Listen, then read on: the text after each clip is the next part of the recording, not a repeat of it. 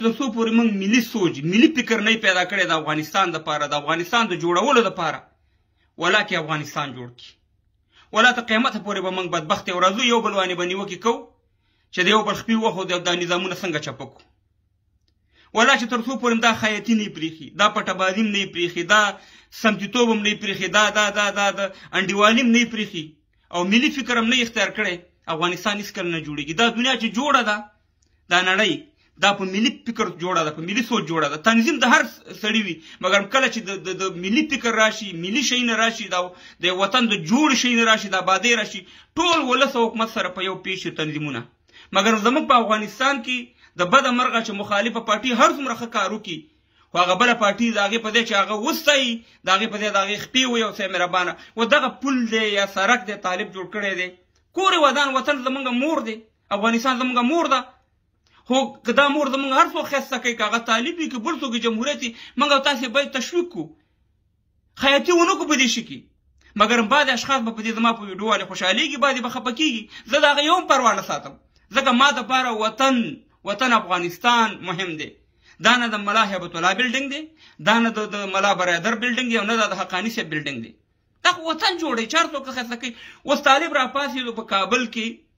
داسې بعضې کارونه کوي چې هغه موږ دپاره باید افتخار وګرځي تېرو شیانو پسې به نه ګرځو چې تېرې هر چا په دې 45-50 کالو کې هر نظام چې راغلی هر څوک چې راغلی دی ظلم یې کړی هر سړي د خپل وسه پورې ظلم کړی مګر چې دغه شیانو نه تېر نه شو موږ وطن نه شو آبادولی اوس دغلته په زرهاو پوډران چې پوډر یې څکل ژوند یې تباه کېدو فامیل یې تباه کېدو طالب راواغستو د پوډرو نه یې راواغستو په یو ځي ته یې ویوړو او د مرګ نه یې خلاص کړو د بدبختۍ نه یې خلاص کړو باید موږ دغه فکر اختیار کړو دغه وستایو نه دلته راشو زه داسې نه وایم چې تنقید مه کوئ زه خپله تنقید په طالب باندې کوم خو د جوړې په خاطر باندې د اصلاحاتو چې اصلاحات پکې راشي نه د وراني دپاره نو دا زموږ ستاسې افغانستان دی ورونو باید یو بل ته پیغور ورنکړو کور ودان د دغه اوسني نظام د طالبانو چې دغه شاندې کارونه کوي داسې کارونه او قسم درته خورم چې افغان یو ځان ژمن افغانستان ته هېڅکله په دې شیانو نه خفه کېږي باید خوشحاله شو نو موږ در باندې ډېر خوشحاله یو داسې الله دې وکړي چې داسې کارونه نور هم وکړي ګورئ زه وایم چې دا پیغور پرېږدو چې تر پلاني غلام یې تر بستاني غلام پرون ګوره بله ورځ جنرال مبین په دغه کې په خوست کې ویلې چې د پاکستان غلامي نه کوو باید موږ د امریکې غلامي وکړو یعنې دا غلامي هم نه ده زه دا وایم چې دا د دې نړۍ سیسټم دی 130 ملکونو ته امریکا پیسې ورکوي په هغې کې افغانستان هم دی دا د دنیا یو رسم دغه دی یو تعلق دی دا به ساتي اوس زه د پاکستان سره دال دي او امریکې سره ډالر دي زه ورته د امریکې ډالر نه علمه چې راشي خپل وطن مې پې آباد کړي خدای دې کړي چې د روس نه یې والي خدای دې کړي چې د امریکې نه والي دا خبرې ما شل ځل کړي دا جنرال مبین درته نن کړی زه د 15 کالونو دا خبرې تاسو ته کومه چې یاره موږ باید د پاکستان په ځای باندې امریکې برطانیا کم سرمایهدار ملکونه دي باید هغې سره موږ تعلق وکړو چې خپل وطن پې آباد کړو او باید پیغورونه ورنکړو چې ته د پلاني غلام یې زه د بستاني غلام یم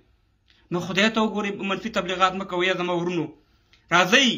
چې په ملي فکر ملي سوچ باندې د خپل وطن جوړ کړو اختلافات به کوو په بعضې نیوکې به کوو مګر هغه نیوکې باید د نیوکو په شان دي وي هغه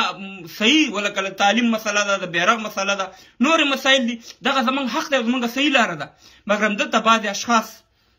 د خپل شخصي ګټو په خاطر باندې که یو بل تنظیم ښه کار هم وکړي هغه وروره د هغې خپې وایي الله دې افغانستان نه جوړ کړي ډېر خوشحاله شو چې زما کابل جان ښکلی دی زما وطن ښکلی دی او په داسې آبادۍ په کار چې یو خښت هم څوک دي موږ ورته زنده‌باد وي په دغه نظام باندې چې دغه شانې کارونه کوي ښه کارونه به هم ستایو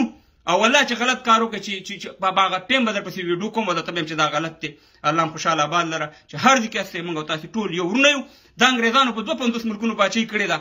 مګر همدې هغه پوخ دغه نه یاد دی پخواني دغه اوس چې شی کوو اوس باید افغانستان جوړ کړو موقع ده یو بل ته لاس ورکړو او بیا د نظام د چپه کولو او بیا منفي تبلیغات ونه کړو خدای هم خوشحاله آباد لره زنده باد افغانستان دا ویډیو تاسو ته ډالۍ پشتون بوا چو قلبم راجع از جانم پشتون بوا چو قلبم راجع از جانم چشم